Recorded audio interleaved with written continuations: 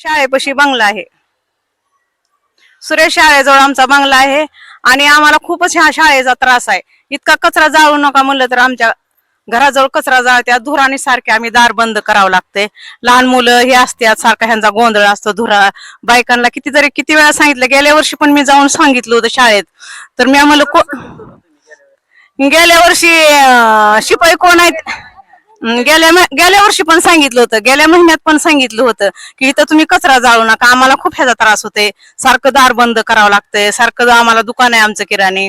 त्या दुकानामुळे सारखं आम्हाला उघडावं लागतंय. तर ही काय केलं ना ऐकत नाही. आज तर आमच्या महिलांच्या हातातला बादलीचा इसका देऊन आम्ही टाकणार आहोत म्हणून असं ती घाडगेबाई म्हणली.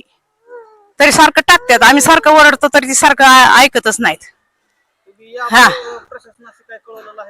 हा तक्रार नाही आम्ही केली. आता हे अशी तोंडी त्यांना सांगितलं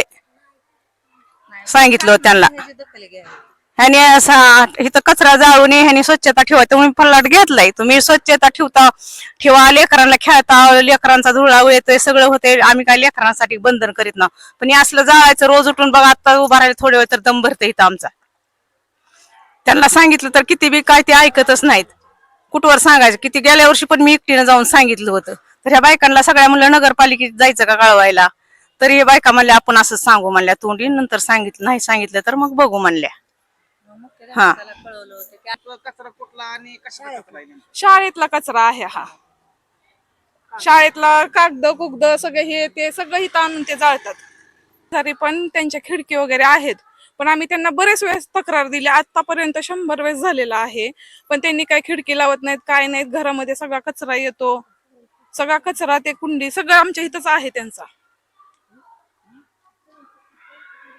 याबाबत तुम्ही शाळेच्या प्रशासनाला हो सांगितलं. हो मुख्याध्यापकांना सांगितलं. 2-3 वेळेस त्यांना स्वतः लवडे सरांना आम्ही जाऊन सांगितलं. पण त्यांनी नुसतंच हो म्हणले. पण अजिबात त्यांनी काहीच केलेलं नाही. ते कंटिन्यू ते खिडक्या उघड्याच असतात.